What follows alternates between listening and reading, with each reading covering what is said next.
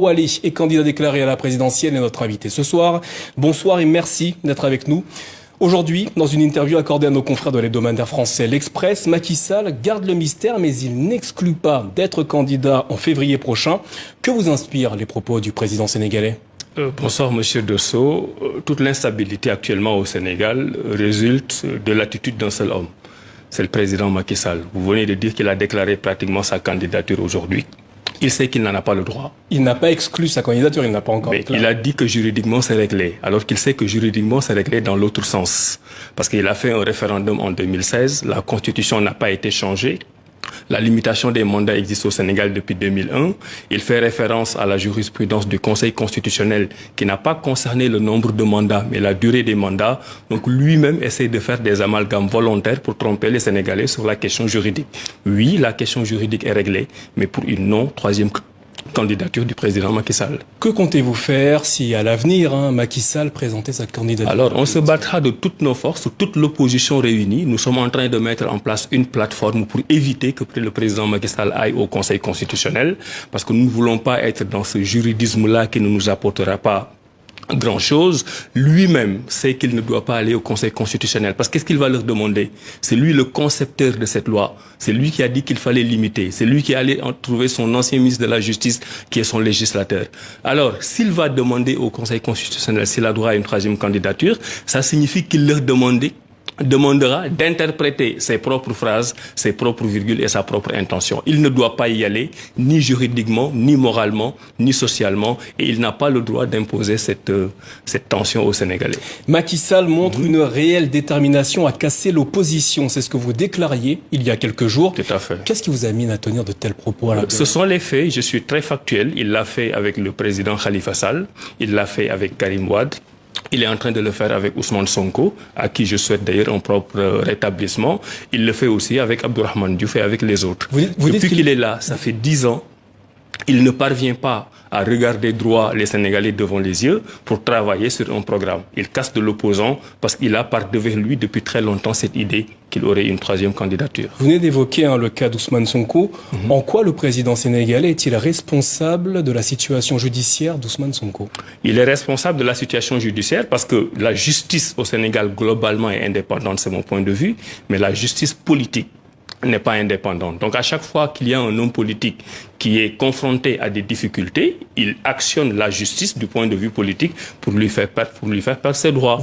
On a eu des précédents et c'est ce qu'il est en train de faire en ce moment. Vous dites que le président a la volonté de casser l'opposition, mais selon les images qui nous sont parvenues depuis la semaine dernière, ce sont plutôt les partisans d'Ousmane Sonko qui cassent lorsqu'il doit se rendre au tribunal. Nous condamnons la violence. Nous ne sommes pas d'accord pour que les jeunes cassent. Mais les gens aussi ont le droit à la résistance. Les Sénégalais sont en train de résister à la pression que le président Macky Sall leur a mise. Et pour cela, nous résisterons jusqu'au bout. Si le Sénégal n'était pas une authentique démocratie, son sort aurait été réglé depuis longtemps. C'est ce qu'a précisé dans cette interview Macky Sall au sujet d'Ousmane Sonko. N'est-ce pas là la preuve que les institutions judiciaires sénégalaises fonctionnent correctement? Le simple fait de prononcer une telle phrase signifie que le Sénégal n'est pas une démocratie authentique. Cette phrase, elle est particulièrement violente pour l'opposition sénégalaise. Donc nous sommes dans une démocratie qui n'est pas authentique. C'est pour ça qu'il ne fera jamais face à ses vrais opposants pour une élection. Il essaiera de les éliminer au fur et à mesure. Vous appelez l'opposition sénégalaise à s'unir pour faire face au président Macky Sall et son régime.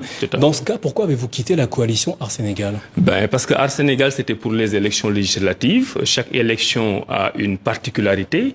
L'élection présidentielle, je compte y aller avec mon propre programme, le proposer aux Sénégalais. Si Art avait accepté, dans les délais que je leur avais proposé de faire de moi leur candidat, j'aurais été le candidat d'Art Sénégal. Maintenant, j'ai pris mes responsabilités et j'y vais avec la coalition Abdourahmane 2024. Au sujet de votre candidature, vous vous présentez comme le candidat de la sénégalisation du Sénégal. À quoi correspond ce concept? Alors, c'est l'africanisation de l'Afrique. Parce que le projet politique que je porte est un projet africain à circonscription sénégalaise. Donc, quand je m'adresse aux Sénégalais, je leur dis oui, il faut sénégaliser le Sénégal. Mais qu'est-ce que ça veut dire en réalité, dans les faits? Ça veut dire que du point de vue des institutions, nous vivons depuis 1960, date des indépendances avec la constitution de la Ve République, qui n'est pas adaptée à nos réalités sociales. Donc il faut refonder la République, qui ne doit plus être la République du Sénégal, mais la République sénégalaise. Ça veut dire que nous devons... Quelle est la différence entre la République du Sénégal et la République sénégalaise? Parce que nous avons actuellement une République allogène, importée, qui ne colle pas avec nos réalités sociales.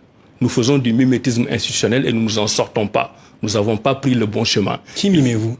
Mais c'est du mimétisme français. La constitution du Sénégal, comme du Bénin, comme du Mali, c'est la constitution de la 5e République de 1958. C'est connu. Et c'est parce que nous avons pris la mauvaise direction depuis le début que nous ne parvenons pas à nous en sortir. Alors la République sénégalaise, qui sera différente de la République du Sénégal, sera une réflexion basée sur nos réalités sociales, culturelles, notre commun vouloir de vie commune pour amorcer le développement, non pas sous le prisme des Occidentaux, mais sous le prisme sénégalais. Et maintenant, cette nouvelle République sénégalaise-là, elle va aussi s'adosser sur le patriotisme économique.